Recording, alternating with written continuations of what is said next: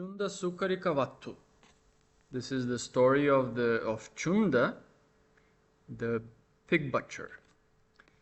Here he suffers, after death he suffers.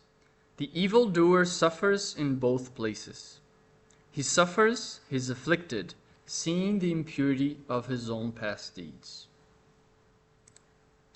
This religious instruction was given by the teacher while he was in residence at Veluvana, with reference to Cunda the pork butcher.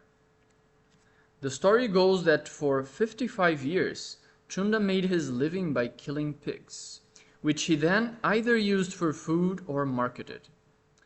In time of famine, he would go to the country with his cart filled with rice, and return with it filled with shoats, bought in villages for a mere pint pot or two of rice apiece. A pint pot or two of rice apiece.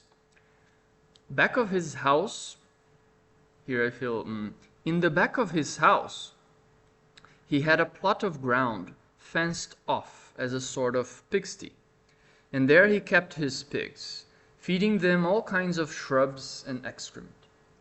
Whenever he wanted to kill a pig, he would fasten the pig securely to a post and pound him with a square club, to make his flesh swell plump and tender.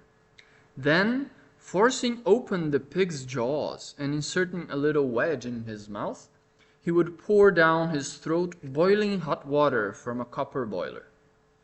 The hot water would penetrate the pig's belly, loosening the excrement, and would pass out through the anus, carrying boiling hot excrement with it. So long as there was even a little excrement left in the pig's belly, the water would come out stained and turbid. But as soon as the pig's belly was clean, the water would come out pure and clear. The rest of the water he would pour over the pig's back, and the water would peel off the black skin as it ran off. Then he would singe off the bristles with a torch. Finally, he would cut off the pig's head with a sharp sword. As the blood gushed forth, he would catch it in a dish. Then he would roast the pig, basting it with the blood he had caught. Then he would sit down with his son and his wife and eat the pig. Whatever meat was left over he would sell. In this way he made a living for 55 years. Although the teacher was in residence at a neighboring monastery, not on a single day did Cunda do him honor by offering him so much as a handful of flowers or a spoonful of rice. Nor did he do a single work of merit besides. One day he was attacked by a malady, a sickness, and while he yet remained alive, the fire of the great hell of Avicii uprose before him. The fire of Avicii is a consuming torment, able to destroy the eyes of those who stand 100 leagues away and looks at it. Indeed, it has been described in this wise: for ever and ever it shoots forth its flames continually, 100 leagues in all directions. Moreover, the elder Nagasena employed the following simile to show how much more intense is its heat than that of ordinary fire.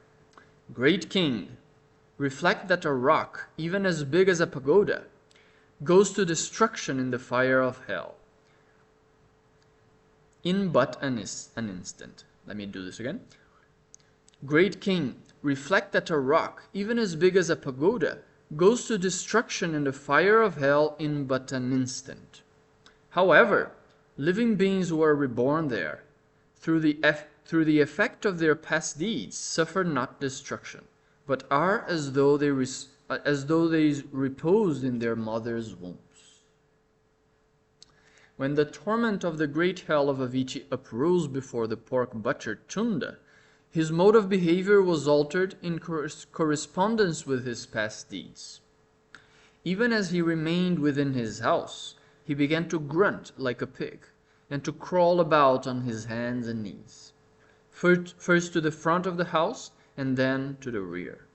The men of his household overpowered him and gagged him, but in spite of all they did, Since it is impossible for anyone to prevent a man's past deeds from bearing fruit, he kept crawling back and forth, grunting like a pig continually. Not a person was able to sleep in the 7 houses round about. The members of his own household, terrified by the fear of death, unable otherwise to prevent him from going out, barricaded the doors of the house that he might not be able to go out, but might be confined within. Having so done, they surrounded the house and stood on guard.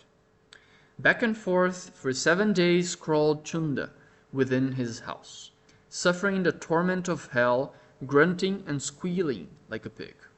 Having thus crawled about for a period of 7 days, he died on the 7th day and was reborn in the great hell of Avicii. The great hell of Avicii is to be described in the terms of the Devadutta Siddhanta. Some monks who passed the door of his house heard the noise, and thinking it was merely the noise of the grunting and squealing of pigs, went on to the monastery, seated themselves in the presence of the teacher, and said to him, "Reverend sir, for 7 days the door of Cunda the pork butcher's house has been closed, and for 7 days the killing of pigs has gone on. Doubtless he intends to give some entertainment. Think, reverend sir, how many pigs he has killed? Evidently he has not a single thought of loving kindness, and lacks utterly the sentiment of compassion. So cruel and savage a being has never been known before." Said the teacher, "Monks, he has not been killing pigs these 7 days.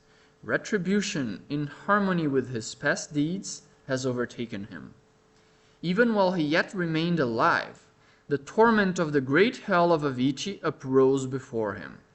By reason of this torment, he crawled hither and thither in his house for 7 days, grunting and squealing like a pig. Today he died and was reborn in the Avicii hell." When the teacher had thus spoken, the monk said, "Reverend sir, having suffered thus here in this world, he went again to a place of suffering and was there reborn." "Yes, monk," replied the teacher, "he that is heedless, be he layman or monk, suffers in both places equally." So saying, he pronounced the following stanza: "Here he suffers, after death he suffers. The evildoer suffers in both places. He suffers, he is afflicted, seeing the impurity of his own past deeds."